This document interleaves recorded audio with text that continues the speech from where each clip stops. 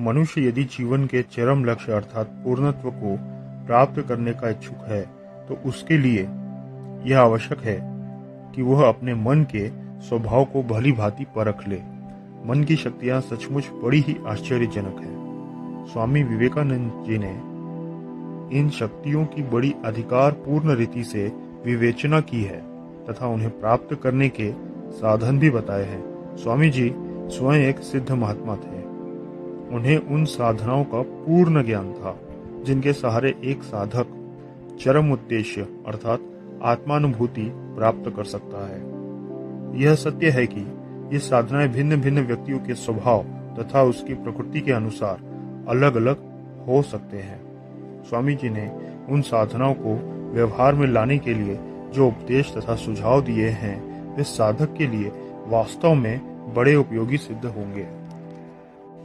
सारे युगों से संसार के सब लोगों का अलौकिक घटनाओं में विश्वास चला आ रहा है। हम सभी ने अनेक अद्भुत चमत्कारों के बारे में सुना है और हमें से कुछ ने उनका स्वयं अनुभव भी किया है। इस विषय का प्रारंभ स्वामी जी ने स्वयं देखे हुए चमत्कारों को बतलाकर किया। वे कहते हैं कि मैंने एक बार ऐसे मनुष्य के बारे में सुना जो किसी के मन के प्रश्न का उत्तर प्रश्न सुनने के पहले ही बता देता था और मुझे यह भी बतलाया गया था कि वह भविष्य की बातें भी बताता है। मुझे उत्सुकता हुई और अपने कुछ मित्रों के साथ मैं वहां पहुंचा। हम में से प्रत्येक ने पूछने का प्रश्न अपने मन में सोच रखा था ताकि गलती न हो। हमने वे प्रश्न कागज पर लिखकर जेब में रख लिए थे। ज्यों ही हम में से एक वहां पहुंचा त्यों ही उसने हमारे प्रश्न और उनके उत्तर कहना शुरू कर दिया। फिर उस मनुष्य ने कागज पर कुछ लिखा, उसे मोड़ा और उसके पीछे मुझे हस्ताक्षर करने के लिए कहा और बोला, इसे पढ़ो मत, जेब में रख लो जब तक कि मैं इसे फिर ना मांगू। इस तरह उसने हर एक से कहा। बाद में उसने हम लोगों को हमारे भविष्य की कुछ बातें बतलाई। फिर उसने कहा, अब किसी भी भाषा का कोई शब्द या वाक्य तुम लोग अपने मन में सोच लो। मैंने संस्कृत का एक लंबा वाक्य सोच लिया। वह मनुष्य संस्कृत बिल्कुल न जानता था। उसने कहा, अब अपने जेब का कागज निकालो। कैसा आश्चर्य! वही संस्कृत का वाक्य उस कागज पर लिखा था और नीचे यह भी लिखा था कि जो कुछ मैंने इस कागज पर लिखा है वही यह मनुष्य सोचेगा। और यह बात उसने 1 घंटा पहले ही लिख दिया था। फिर हमें से दूसरे को, जिसके पास भी उसी तरह का एक दूसरा कागज था, कोई एक वाक्य सोचने को कहा गया। उसने अरबी भाषा का एक फिकरा सोचा। अरबी भाषा का जानना तो उसके लिए और भी असंभव था। वह फिकरा था कुरान शरीफ का। लेकिन मेरा मित्र क्या देखता है कि वह भी कागज पर लिखा है। हमें से तीसरा था वैद्य। उसने किसी जर्मन भाषा का वैद्यकीय पुस्तक का वाक्य अपने मन में सोचा। उसके कागज पर वह वाक्य भी लिखा था। यह सोचकर कि कहीं पहले मैंने धोखा न खाया हो, कई दिनों बाद मैं फिर दूसरी बार दूसरे मित्रों के साथ वहां गया। लेकिन इस बार भी उसने वैसा ही आश्चर्यजनक सफलता पाई। एक बार जब मैं हैदराबाद में था तो मैंने एक ब्राह्मण के विषय में सुना। वह मनुष्य न जाने कहां से कई वस्तुएं पैदा कर देता था। वह उस शहर का व्यापारी था और ऊंचे खानदान का था। मैंने उससे अपने चमत्कार दिखलाने को कहा।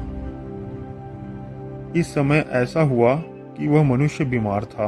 भारतवासियों में यह विश्वास है कि अगर कोई पवित्र मनुष्य किसी के सिर पर हाथ रख दे तो उसका बुखार उतर जाता है। यह ब्राह्मण मेरे पास आकर बोला, महाराज, आप अपना हाथ मेरे सिर पर रख दे जिससे मेरा बुखार भाग जाए। मैंने कहा, ठीक है, परंतु तुम हमें अपना चमत्कार दिखलाओ।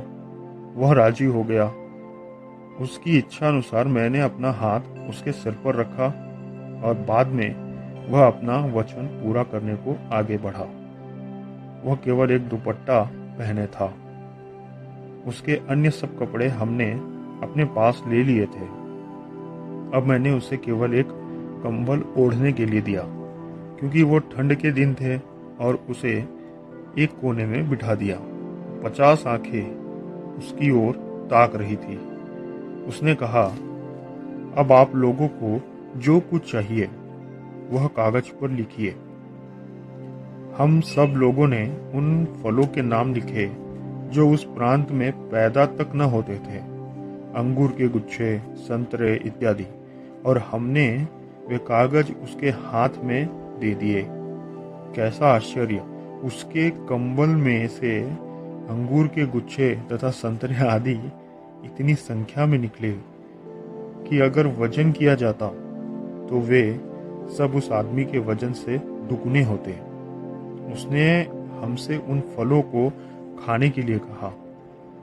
हम में से कुछ लोगों ने यह सोचकर कि शायद यह जादू टोना हो, खाने से इनकार कर दिया। लेकिन जब उस ब्राह्मण ने खुद खाना ही शुरू कर दिया तो हमने भी खाया।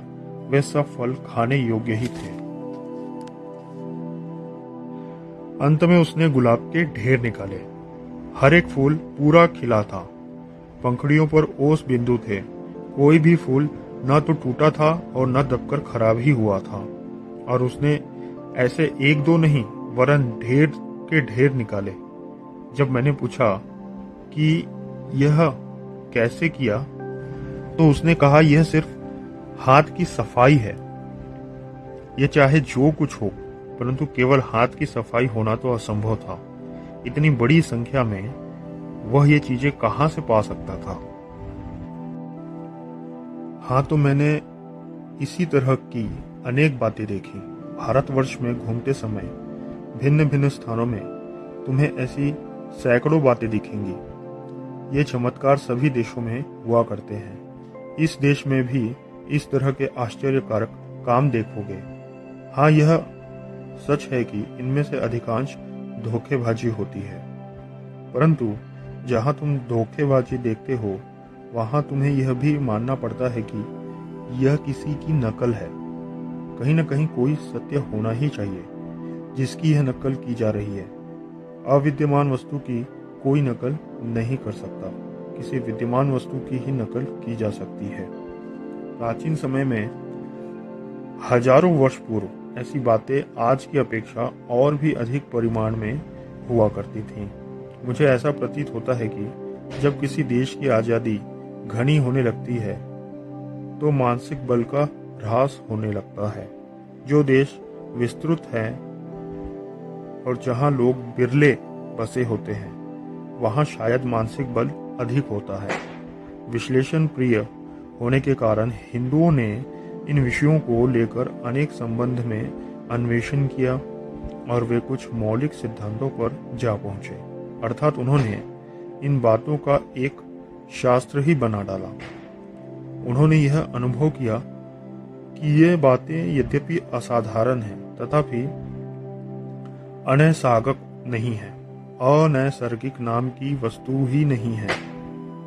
ये बातें भी ठीक वैसी ही नियमबद्ध हैं जैसी भौतिक जगत की अनन्य बातें। यह कोई निसर्ग की लहर नहीं है कि मनुष्य इन सामर्थ्यों को साथ लेकर जन्म लेता हो।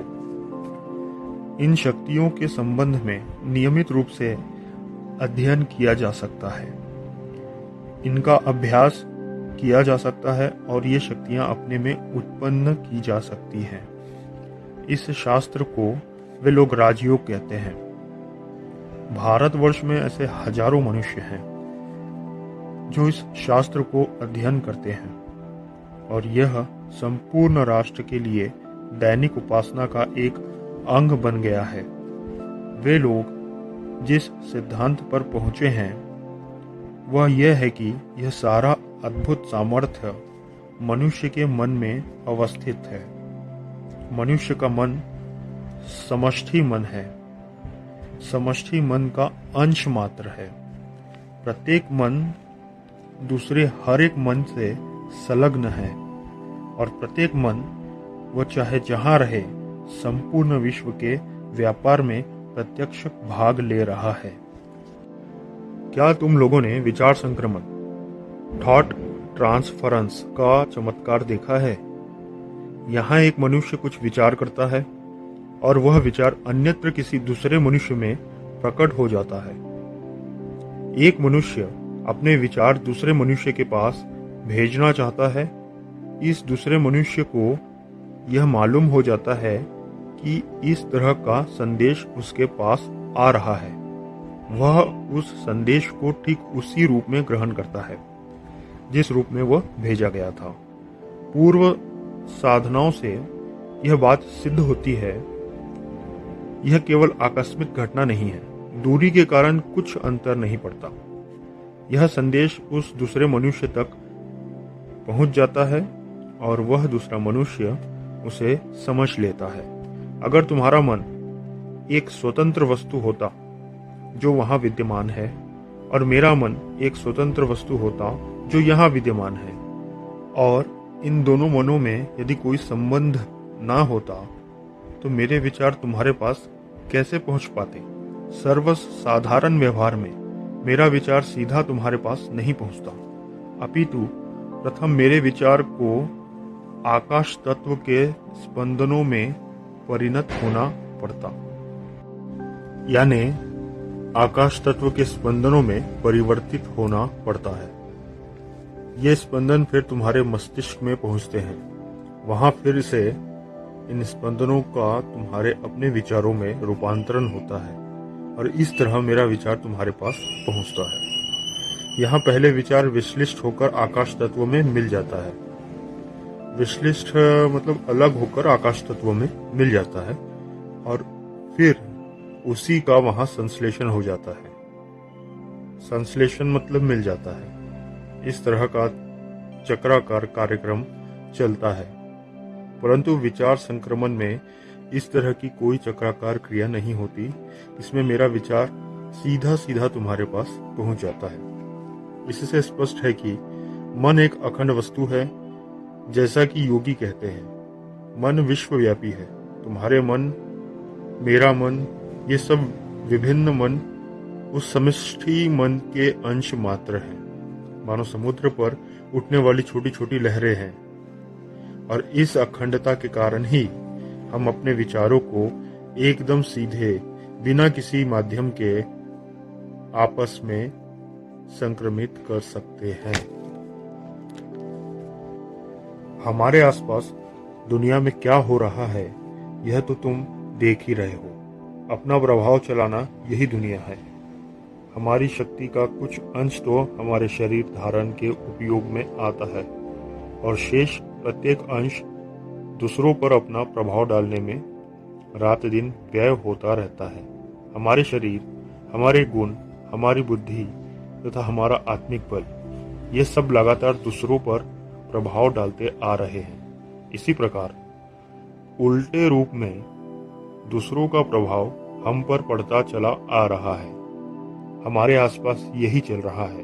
एक प्रत्यक्ष उदाहरण लो। एक मनुष्य तुम्हारे पास आता है। वह खूब पढ़ा लिखा है, उसकी भाषा भी सुंदर है। वह तुमसे 1 घंटा बात करता है, फिर भी वह अपना असर नहीं छोड़ जाता। दूसरा मनुष्य आता है, वह इने गिने शब्द बोलता है। शायद वे भी व्याकरण शुद्ध और व्यवस्थित नहीं होते, परंतु फिर भी वह खूब असर कर जाता है। यह तो तुम में से बहुतों ने अनुभव किया है। इससे स्पष्ट है कि मनुष्य पर जो प्रभाव पड़ता है वो केवल शब्दों द्वारा ही नहीं होता। शब्द यही नहीं, विचार भी शायद प्रभाव का 1/3 ही उत्पन्न करते होंगे।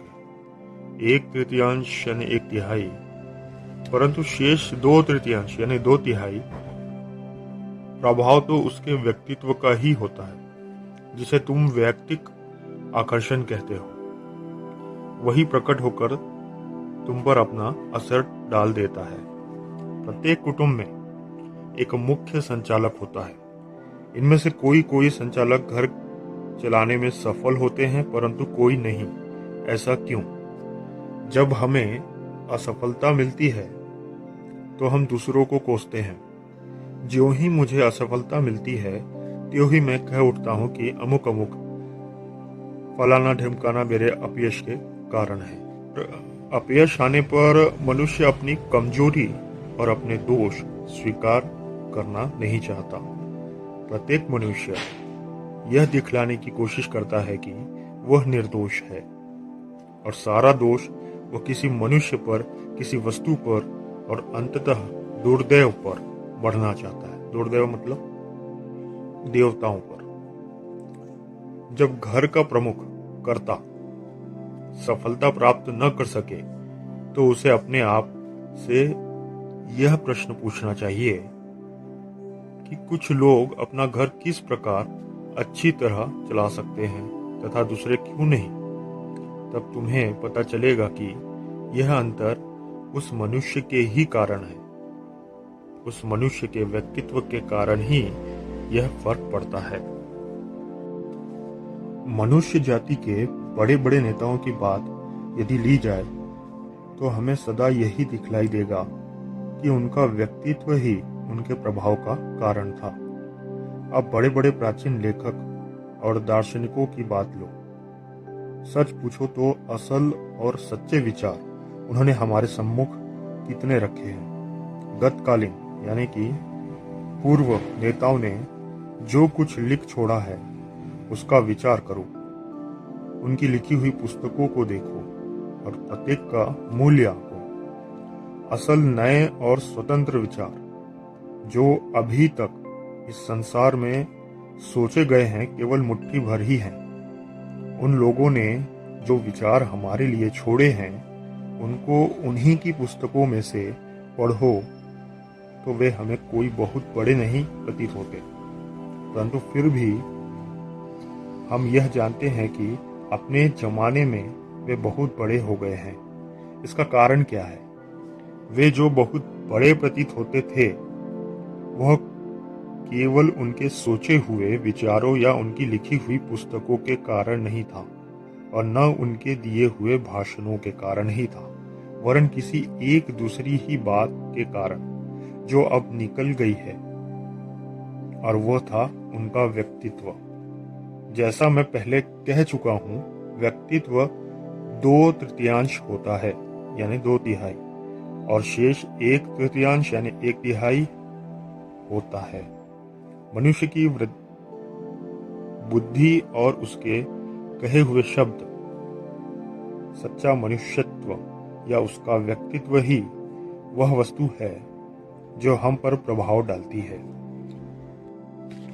हमारे कर्म हमारे व्यक्तित्व की बाह्य अभिव्यक्ति मात्र है। प्रभावी व्यक्तित्व कर्म के रूप में प्रकट होगा ही। कारण के रहते हुए कार्य का आविर्भाव अवश्यंभावी है। संपूर्ण शिक्षा तथा समस्त अध्ययन का एकमेव उद्देश्य है इस व्यक्तित्व को गढ़ना, परंतु हम यह न करके केवल बहिरंग पर ही पानी चढ़ाने का सदा प्रयत्न किया करते हैं। जहाँ व्यक्तित्व का ही अभाव है वहाँ सिर्फ बहिरंग पर पानी चढ़ाने का प्रयत्न करने से क्या लाभ।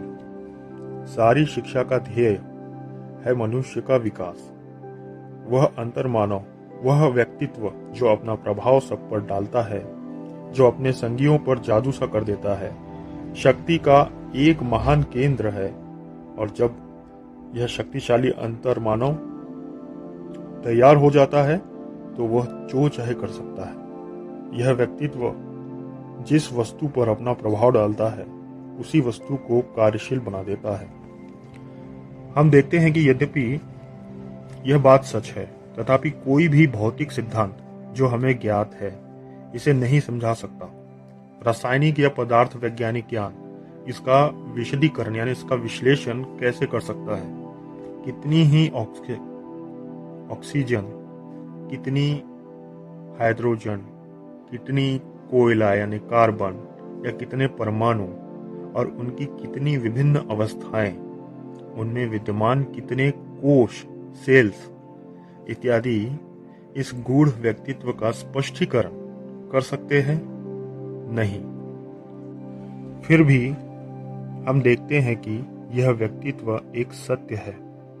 इतना ही नहीं बल्कि यही प्रकृत मानव है, यही मनुष्य की सब क्रियाओं को अनुप्राणित करता है, सभी पर प्रभाव डालता है, संगियों को कार्य में प्रवृत्त करता है तथा उस व्यक्ति के लय के साथ विलीन हो जाता है। उसकी बुद्धि, उसकी पुस्तकें और उसके किए हुए कार्य, ये सब तो केवल पीछे रहे हुए कुछ चिन्ह मात्र हैं। इस बात पर विचार करो। इन महान धर्माचार्यों की बड़े बड़े दार्शनिकों के साथ तुलना करो। इन दार्शनिकों ने बड़ी आश्चर्यजनक पुस्तकें लिख डाली हैं, परंतु फिर भी शायद ही किसी ने किसी के अंतर्मानव को, व्यक्तित्व को उन्होंने प्रभावित किया हो। इसके विपरीत महान धर्माचार्यों को देखो। उन्होंने अपने काल में सारे देश को हिला दिया था। व्यक्तित्व ही था वह जिसने यह अंतर पैदा किया। दार्शनिकों का वह व्यक्तित्व जो असर पैदा करता है किंचन मात्र होता है, और महान धर्म संस्थापकों का वही व्यक्तित्व प्रचंड होता है। दार्शनिकों का व्यक्तित्व बुद्धि पर असर करता है और धर्म संस्थापकों का जीवन पर। पहला मानो केवल एक रासायनिक प्रक्रिया है जिसके द्वारा कुछ रासायनिक उपादान एकत्रित होकर आपस में धीरे धीरे संयुक्त हो जाते हैं, और अनुकूल परिस्थिति होने से या तो उनमें से प्रकाश की दीप्ति प्रकट होती है या वे असफल ही हो जाते हैं। दूसरा एक जलती हुई मशाल के सदृश है जो शीघ्र ही एक के बाद दूसरे को प्रज्वलित करता जाता है। योग शास्त्र यह दावा करता है कि उसने उन नियमों को ढूंढ निकाला है जिनके द्वारा इस व्यक्तित्व का विकास किया जा सकता है। इन नियमों तथा उपायों की ओर ठीक ठीक ध्यान देने से मनुष्य अपने व्यक्तित्व का विकास कर सकता है और उसे शक्तिशाली बना सकता है। बड़ी बड़ी व्यवहारिक बातों में यह एक महत्व की बात है और समस्त शिक्षा का यही रहस्य है। इसकी उपयोगिता सार्वदेशीय है, चाहे वह गृहस्थ हो, चाहे गरीब, अमीर, व्यापारी या धार्मिक। सभी के जीवन में व्यक्तित्व को शक्तिशाली बनाना ही एक महत्व की बात है। ऐसे अनेक सूक्ष्म नियम हैं जो हम जानते हैं और इन भौतिक नियमों से अतीत है। मतलब यह कि भौतिक जगत, मानसिक जगत या आध्यात्मिक जगत, इस तरह की कोई नितांत स्वतंत्र सत्ताएं नहीं है।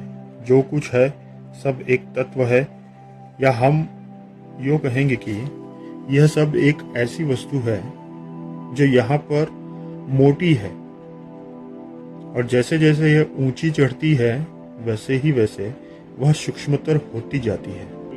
सूक्ष्मतम को हम आत्मा कहते हैं और स्थूलतम को शरीर, और जो कुछ छोटे परिमाण में इस शरीर में है वही बड़े परिमाण में विश्व में है। जो पिंड में है वही ब्रह्मांड में है। यह हमारा विश्व ठीक इसी प्रकार का है। बहिरंग में स्थूल घनत्व है, और जैसे जैसे यह ऊंचा चढ़ता है वैसे वैसे वह सूक्ष्मतर होता जाता है और अंत में परमेश्वर रूप बन जाता है। हम यह भी जानते हैं कि सबसे अधिक शक्ति सूक्ष्म में है, स्थूल में नहीं। एक मनुष्य भारी वजन उठाता है, उसके स्नायु फूल उठते हैं और संपूर्ण शरीर पर परिश्रम के चिन्ह दिखने लगते हैं। हम समझते हैं कि स्नायु बहुत शक्तिशाली वस्तु है, परंतु असल में जो स्नायुओं को शक्ति देते हैं वे तो धागे के समान पतले ज्ञान तंतु यानी कि नर्वस है। जिस क्षण इन तंतुओं में से एक का भी स्नायु से संबंध टूट जाता है, उसी क्षण वे स्नायु बेकाम हो जाते हैं। ये छोटे छोटे ज्ञान तंतु किसी अन्य सूक्ष्मतर वस्तु से अपनी शक्ति ग्रहण करते हैं, और वह सूक्ष्मतर वस्तु फिर अपने से भी अधिक सूक्ष्म विचारों से शक्ति ग्रहण करती है। इसी तरह यह क्रम चलता रहता है। इसीलिए वह सूक्ष्म तत्व ही है जो शक्ति का अधिष्ठान है। स्थूल में होने वाली हलचल हम अवश्य देख सकते हैं, परंतु सूक्ष्म में होने वाली हलचल हम देख नहीं सकते। जब स्थूल वस्तुएं हलचल करती हैं तो हमें उसका बोध होता है, और इसीलिए हम स्वाभाविक ही हलचल का संबंध स्थूल से जोड़ देते हैं, परंतु वास्तव में सारी शक्ति सूक्ष्म में है। सूक्ष्म में होने वाली हलचल हम देख नहीं सकते। शायद इसका कारण यह है कि वह हलचल इतनी तीव्र होती है कि हम उनका अनुभव ही नहीं कर सकते। परंतु यदि कोई शास्त्र या कोई शोध इन सूक्ष्म शक्तियों के ग्रहण करने में सहायता दे तो यह व्यक्त विश्व ही, जो इन शक्तियों का परिमाण है, हमारे अधीन हो जाएगा। पानी का एक बुलबुला झील के तल से निकलता है, वह ऊपर आता है, परंतु हम उसे देख नहीं सकते जब तक कि वह सतह पर आकर फूट नहीं जाता। इसी तरह विचार अधिक विकसित हो जाने पर या कार्य में परिणत हो जाने पर ही देखे जा सकते हैं। हम सदा यही कहा करते हैं कि हमारे कर्मों पर, हमारे विचारों पर हमारा अधिकार नहीं चलता। यह अधिकार हम कैसे प्राप्त कर सकते हैं? हम विचारों को मूल में ही अगर अधीन कर सके तो इन सूक्ष्म हलचलों पर हमारी हुकूमत चल सकेगी। विचारों को कार्य में परिणत होने के पहले ही जब हम अधीन कर लेंगे तभी सब पर हमारी हुकूमत चल सकेगी।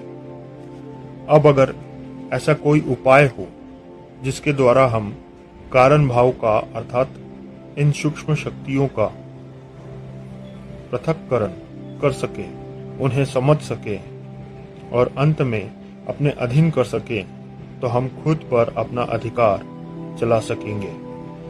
और जिस मनुष्य का मन उसके अधीन होगा, निश्चय ही वह दूसरों के मनों को भी अपने अधीन कर सकेगा।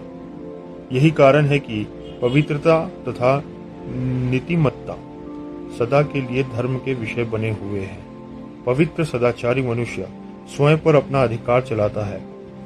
हम सबके मन उस एक ही समष्टि मन के अंश मात्र हैं।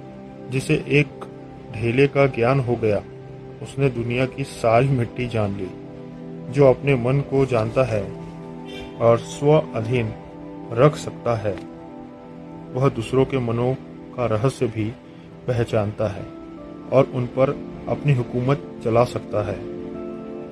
हम अपने भौतिक दुखों का अधिकांश दूर कर सकते हैं अगर हम इन सूक्ष्म कारणों पर अपना अधिकार चला सके। हम अपनी चिंताओं को दूर कर सकते हैं अगर यह सूक्ष्म हलचल हमारे अधीन हो जाए। अनेक अपयश टाले जा सकते हैं अगर हम इन सूक्ष्म शक्तियों को अपने अधीन कर लें। यहाँ तक तो उपयोगिता के बारे में हुआ, लेकिन इसके परे और भी कुछ उच्चतर साध्य है। अब मैं तुम्हें एक विचार प्रणाली बतलाता हूँ। उसके संबंध में मैं अभी विवाद उपस्थित न करूंगा, केवल सिद्धांत ही तुम्हारे सामने रखूंगा। प्रत्येक मनुष्य अपने बाल्यकाल में ही उन अवस्थाओं को पार कर लेता है जिनमें से होकर उसका समाज गुजरा है।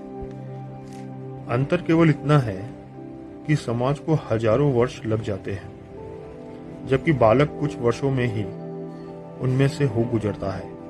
बालक प्रथम जंगली मनुष्य की अवस्था में होता है।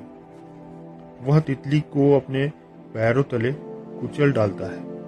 आरंभ में बालक अपनी जाति के जंगली पूर्वजों सा होता है। जैसे जैसे वह बढ़ता है, अपनी जाति की विभिन्न अवस्थाओं को पार करता जाता है, जब तक कि वह अपनी जाति की उन्नतावस्था तक पहुंच नहीं जाता। अंतर यही है कि वह तेजी से और जल्दी जल्दी पार कर लेता है। अब संपूर्ण मानव समाज को या संपूर्ण प्राणी जगत और मनुष्य तथा निम्न स्तर के प्राणियों की समष्टि को एक जाति मान लो। एक ऐसा ध्येय है जिसका और यह समष्टि बढ़ रही है। उस ध्येय को हम पूर्णत्व नाम दे दें। कुछ पुरुष ऐसे होते हैं जो मानव समाज के भविष्यकालीन संपूर्ण विकास की कल्पना पहले ही कर लेते हैं। संपूर्ण मानव समाज जब तक उस पूर्णत्व को न पहुंचे तब तक राह देखते रहने और पुनः पुनः जन्म लेने की अपेक्षा वे जीवन के कुछ ही वर्षों में इन सब अवस्थाओं का अतिक्रमण कर पूर्णता की ओर अग्रसर हो जाते हैं। और हम जानते हैं कि इन अवस्थाओं में से हम तेजी से आगे बढ़ सकते हैं अगर हम केवल आत्मवंचना न करें। असंस्कृत मनुष्यों को अगर हम एक द्वीप पर छोड़ दें और उन्हें कठिनता से पर्याप्त खाने, ओढ़ने तथा रहने को मिले तो वे धीरे धीरे उन्नत हो संस्कृति की एक एक सीढ़ी चढ़ते जाएंगे। हम यह भी जानते हैं कि अन्य विशेष साधनों द्वारा भी इस विकास की गति बढ़ाई जा सकती है। क्या हम वृक्षों की बाढ़ में मदद नहीं करते?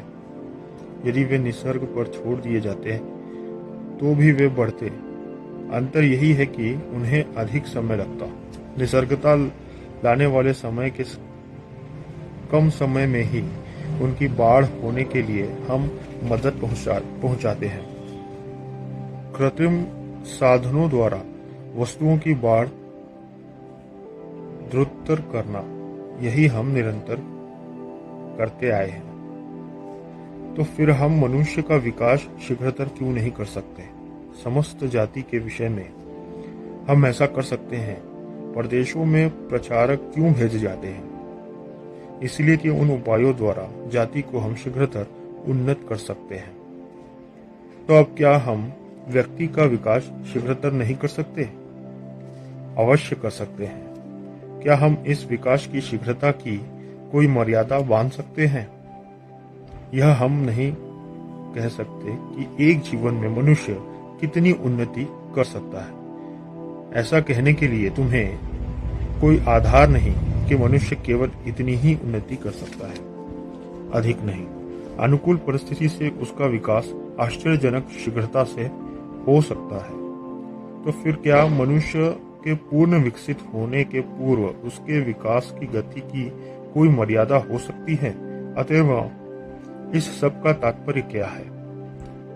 यही कि मनुष्य इस जन्म में ही पूर्णत्व लाभ कर सकता है और उसे उसके लिए करोड़ों वर्ष तक इस संसार में आवागमन की आवश्यकता नहीं।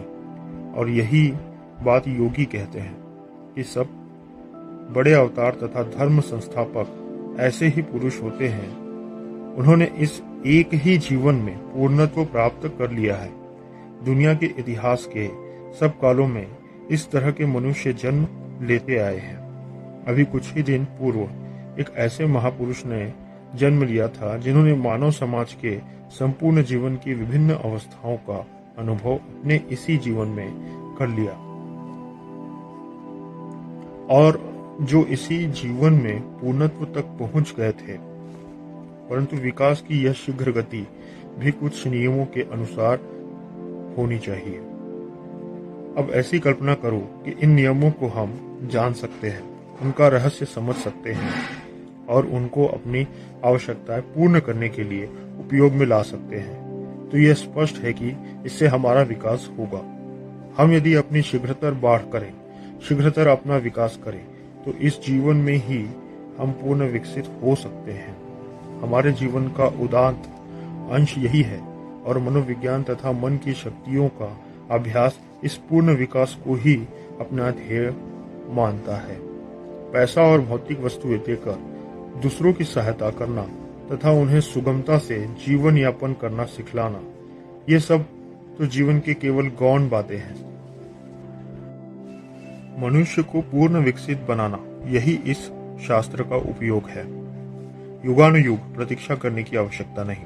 जैसे एक काठ का टुकड़ा केवल खिलौना बन समुद्र की लहरों द्वारा इधर उधर फेंक दिया जाता है, उसी प्रकार हम भी प्रकृति के जड़ नियमों के हाथों खिलौना बने, यह आवश्यक नहीं। यह शास्त्र चाहता है कि तुम शक्तिशाली बनो, उन्नति कार्य अपने ही हाथ में लो, प्रकृति के भरोसे मत छोड़ो और इस छोटे से जीवन के उस पार हो जाओ। यही वह उदात्त ध्येय है। मनुष्य के ज्ञान, शक्ति और सुख की वृद्धि होती जा रही है। हम एक जाति के रूप में लगातार उन्नति करते जा रहे हैं। हम देखते हैं कि यह सच है, बिल्कुल सच है। क्या यह प्रत्येक व्यक्ति के विषय में भी सत्य है? हाँ, कुछ अंश तक सच है, किंतु फिर वही प्रश्न उठता है कि इसकी सीमा रेखा कौन सी है? मैं तो केवल कुछ ही गज दूरी तक देख सकता हूं, लेकिन मैंने ऐसा मनुष्य देखा है जो आंख बंद कर लेता है और फिर भी बता देता है कि दूसरे कमरे में क्या हो रहा है। अगर तुम कहो कि हम इस पर विश्वास नहीं करते, तो शायद 3 सप्ताह के अंदर वह मनुष्य तुम में भी वैसा ही सामर्थ्य उत्पन्न कर देगा। यह किसी भी मनुष्य को सिखलाया जा सकता है। कुछ मनुष्य तो सिर्फ 5 मिनट के अंदर ही यह जानना सीख सकते हैं कि दूसरे मनुष्य के मन में क्या चल रहा है। ये बातें प्रत्यक्ष कर दिखलाई जा सकती हैं। अब यदि यह बात सच है तो सीमा रेखा कहाँ पर खींची जा सकती है? अगर मनुष्य कोने में बैठे हुए दूसरे मनुष्य के मन में क्या चल रहा है यह जान सकता है, तो वह दूसरे कमरे में बैठे रहने पर भी क्यों न जान सकेगा? और इतना ही क्यों, कहीं पर भी बैठकर क्यों न जान सकेगा? हम यह नहीं कह सकते कि ऐसा क्यों नहीं होगा। हम यह कहने का साहस नहीं कर सकते कि यह असंभव है। हम केवल इतना ही कह सकते हैं कि हम नहीं जानते ये कैसे संभव है। ऐसी बातें होना असंभव है, ऐसा कहने का भौतिक वैज्ञानिकों को कोई अधिकार नहीं। वे सिर्फ कह सकते हैं हम नहीं जानते। विज्ञान का काम केवल इतना है कि घटनाओं को एकत्रित कर उन पर सिद्धांत बांधे, अनुस्यूत नियमों को निकाले और सत्य का विधान करे। परंतु यदि हम घटनाओं का ही इनकार करने लगे तो विज्ञान बन कैसे सकता है? मनुष्य कितनी शक्ति संपादन कर सकता है, इसका कोई अंत नहीं। भारतीय मन की यही विशेषता है कि जब किसी एक वस्तु में उसे रुचि उत्पन्न हो जाती है तो वह उसी में मग्न हो जाता है और दूसरी बातों को भूल जाता है। तुम जानते हो कि कितने शास्त्रों का उद्गम भारतवर्ष में हुआ है। गणित शास्त्र का आरंभ भी यहीं हुआ। आज भी तुम लोग संस्कृत अंक गणना पद्धति के अनुसार 1, 2, 3 इत्यादि शून्य तक गिनते हो, और तुमको यह भी मालूम है कि बीज गणित का उदय भारत में ही हुआ। इसी तरह न्यूटन का जन्म होने के हजारों वर्ष पूर्व ही भारतीयों को गुरुत्वाकर्षण का सिद्धांत अवगत था। इस विशेषता की ओर जरा ध्यान दो। भारतीय इतिहास के एक समय में भारतवासियों का चित्त मानव और मानवीय मन के अभ्यास में ही डूब गया था, और यह विषय अत्यंत आकर्षक था क्योंकि अपनी ध्येय वस्तु प्राप्त करने का उन्हें यह सुलभतम तरीका लगा। इस समय भारतवासियों का ऐसा दृढ़ निश्चय हो गया था कि विशिष्ट नियमों के अनुसार परिचालित होने से मन कोई भी कार्य कर सकता है, और इसीलिए मन की शक्तियां ही उनके अध्ययन का विषय बन गई थी। जादू, मंत्र, तंत्र तथा अन्य सिद्धियां कोई असाधारण बातें नहीं हैं। ये भी उतनी ही सरलता से सिखाई जा सकती हैं जितना कि इसके पहले भौतिक शास्त्र सिखलाए गए थे। इन बातों पर उन लोगों का इतना दृढ़ विश्वास हो गया कि भौतिक शास्त्र करीब करीब मरे से हो गए। यही एक बात थी कि जिसने उनका मन खींच रखा था। योगियों के विभिन्न संप्रदाय अनेक प्रकार के प्रयोग करने लगे। कुछ लोगों ने प्रकाश के संबंध में प्रयोग किए और यह जानना चाहा कि विभिन्न वर्णों की किरणों का शरीर पर कौन सा प्रभाव पड़ता है। वे विशिष्ट रंग का कपड़ा पहनते थे, विशिष्ट रंग में वास करते थे और विशिष्ट रंग के ही अन्न खाते थे। इस तरह सब प्रकार के प्रयोग किए जाने लगे। दूसरों ने अपने कान बंद कर या खुले रखकर ध्वनि के विषय में प्रयोग करना आरंभ किया, और अन्य योगियों ने ध्यानेंद्रिय के संबंध में।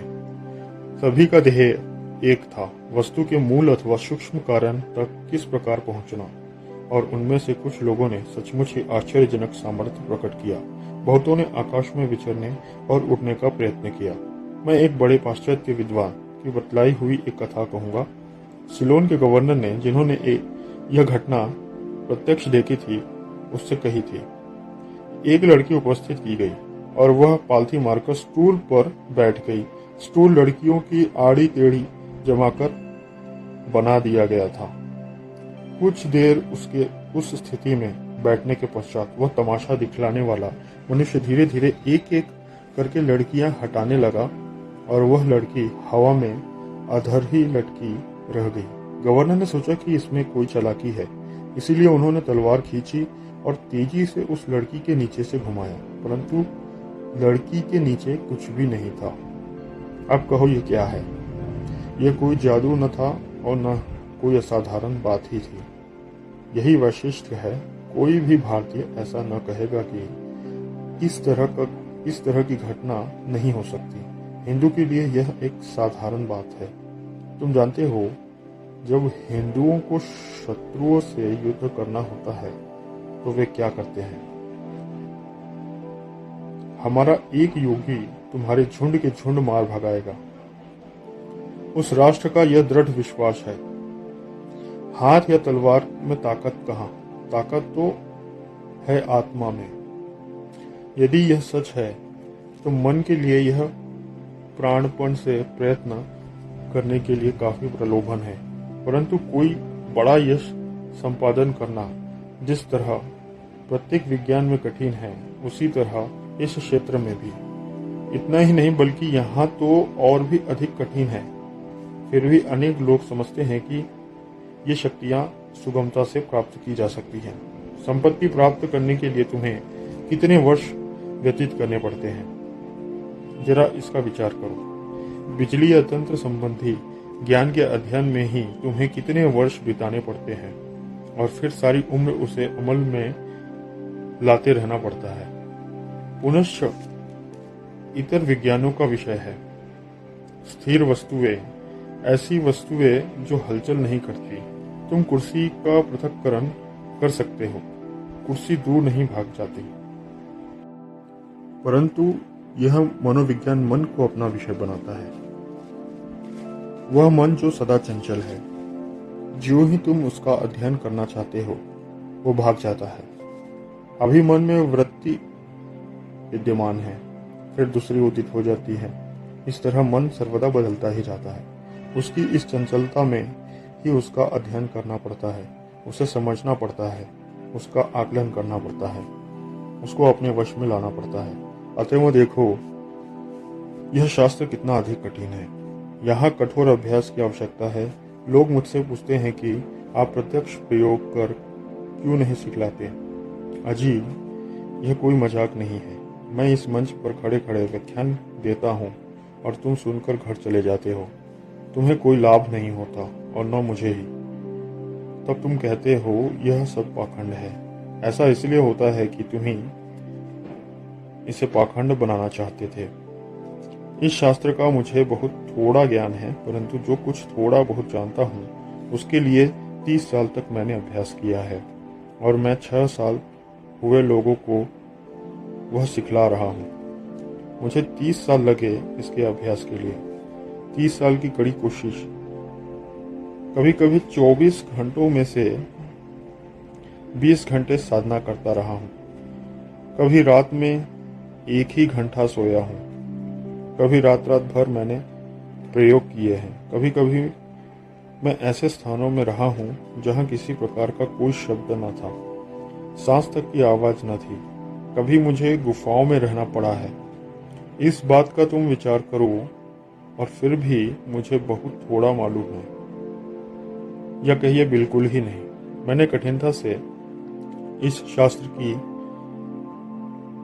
मानो किनार भर छू पाई है, परंतु मैं समझ सकता हूँ कि यह सच है, अपार है और आश्चर्यजनक है। अब यदि तुम में से कोई इस शास्त्र का सचमुच अध्ययन करना चाहता है तो उसी प्रकार के निश्चय से आरंभ करना होगा जिस निश्चय से वह किसी व्यवसाय का आरंभ करता है। यही नहीं बल्कि संसार के किसी भी व्यवसाय की अपेक्षा उसे इसमें अधिक दृढ़ निश्चय लगाना होगा। व्यवसाय के लिए कितने मनोयोग की आवश्यकता होती है और वह व्यवसाय हमें कितने बड़े श्रम की मांग करता है। यदि बाप माँ, स्त्री या बच्चा भी मर जाए तो भी व्यवसाय रुकने वाला नहीं। चाहे हमारे हृदय के टुकड़े टुकड़े हो जाएं या टुकड़े टुकड़े हो रहे हों, फिर भी हमें व्यवसाय की जगह पर जाना ही होगा। चाहे व्यवसाय का हर 1 घंटा हमारे लिए यंत्रणा क्यों न हो। यह है व्यवसाय और हम समझते हैं यह ठीक ही है, इसमें कोई अन्याय नहीं है।